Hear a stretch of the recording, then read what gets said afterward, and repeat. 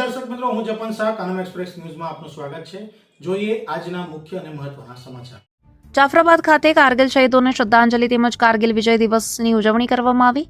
જાફરાબાદમાં આવેલા ગિરિરાજ ચોક ખાતે માનવ સેવા મંડળ જાફરાબાદ દ્વારા કારગિલ વિજય દિવસ નિમિત્તે શહીદ થયેલ જવાનોને શ્રદ્ધાંજલિ આપવામાં આવેલ। આ કાર્યક્રમની શરૂઆત દીપ પ્રાગટ્ય ભારત માતા કી જયના નારા સાથે કરવામાં આવેલ। ત્યારબાદ જાફરાબાદ તાલુકાના જવાનો ભારતીય ફૌજમાં જોડાયા તે બદલ તેમના માતા પિતાનું હાર પહેરાવી સન્માન કરવામાં આવ્યું, જેમાં ઉપસ્થિત તમામ લોકોએ ભારત માતા કી જયના નારા સાથે ગિરિરાજ ચોકમાં શ્રદ્ધાંજલિ આપવામાં આવી। ત્યારબાદ ઉપસ્થિત મહાનુભાવોએ પ્રસંગોચિત પ્રવચન આપ્યું। ત્યારબાદ શહીદ થયેલા વીર જવાનોને 2 મિનિટનું મૌન પાળી શ્રદ્ધાંજલિ આપવામાં આવી। સમગ્ર વાતાવરણ ભારત માતા કી જય, વંદે માતરમના ગગનભેદી નારાઓથી ગુંજી ઉઠ્યું અને ઉપસ્થિત સૌએ દેશની એકતા, અખંડતા અને રાષ્ટ્રીય સુરક્ષા માટે હંમેશા સમર્પિત રહેવાનો સંકલ્પ વ્યક્ત કર્યો હતો। આ તકે માનવ સેવા મંડળના પ્રમુખ રમેશભાઈ ચુડાસમા, પીબી સોલંકીભાઈ, બાબુભાઈ બારૈયા, કિરીટભાઈ જોશી, સુરેશભાઈ ગઢવી, મહેશભાઈ રાજ્યગુરુ, તુષારભાઈ જોશી, ભરતભાઈ બારૈયા, શંકરભાઈ સોલંકી, કિશોરભાઈ ભટ્ટ તેમજ દરેક સમાજના આગેવાનો બહોળી સંખ્યામાં લોકો હાજર રહેલા હતા। સાંભળો રમેશભાઈ ચુડાસમાએ શું કહ્યું। રિપોર્ટર બટુક સોલંકી, જાફરાબાદ।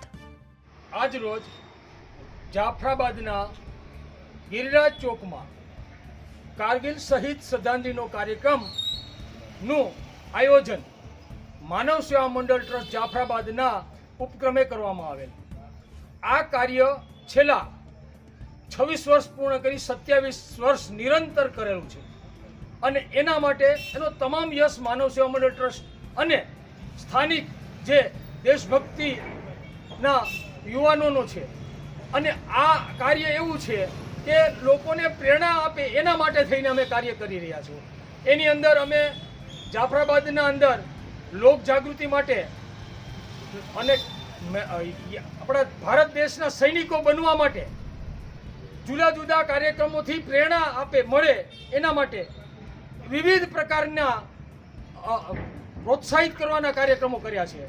એમાં અમારા જાફરાબાદના સોલંકીભાઈ છે જીબીમાં, એમના ભાઈ રવજીભાઈનું કારગિલની અંદર અવસાન શહીદ થયેલા, તો આ શહીદ જાફરાબાદના સ્કૂલના વિદ્યાર્થી હતા।